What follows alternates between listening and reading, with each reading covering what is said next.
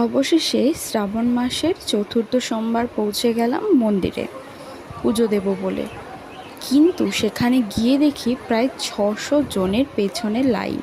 বাবা হয়তো পরীক্ষা দিচ্ছেন, এত সহজে তার কাছে যাওয়া যাবে না। ইভেন পেছনের মানুষেরা এমনও বলছিল যে এত সহজে বাবার কাছে যাওয়া যাবে না, কিছু পেতে গেলে কিছু দিতে তো হবেই। তাই আমরাও দাঁড়িয়ে পড়লাম লাইনে। দীর্ঘ 3 ঘন্টা লাইনে দাঁড়াবার পর আমরা পৌঁছলাম মন্দিরে। প্রথম আধ ঘন্টা কংক্রিটের রাস্তা, রোদে এতটাই গরম ছিল যে দাঁড়িয়ে দাঁড়িয়ে আমি চিন্তা করছিলাম যারা তারকেশ্বরে হেঁটে যায় তারা কিভাবে যায়। তবে সত্যি বলতে আধ ঘন্টা পর আর ব্যথাটা অনুভব হয়নি। সর্বশেষে গিয়ে বাবার মাথায় জল ঢাললাম। বাবার কাছে এই কামনাই করি, বাবা সকলকে ভালো রাখুক। তোমরা কমেন্টে হর হর মহাদেব লিখে যেও। ধন্যবাদ।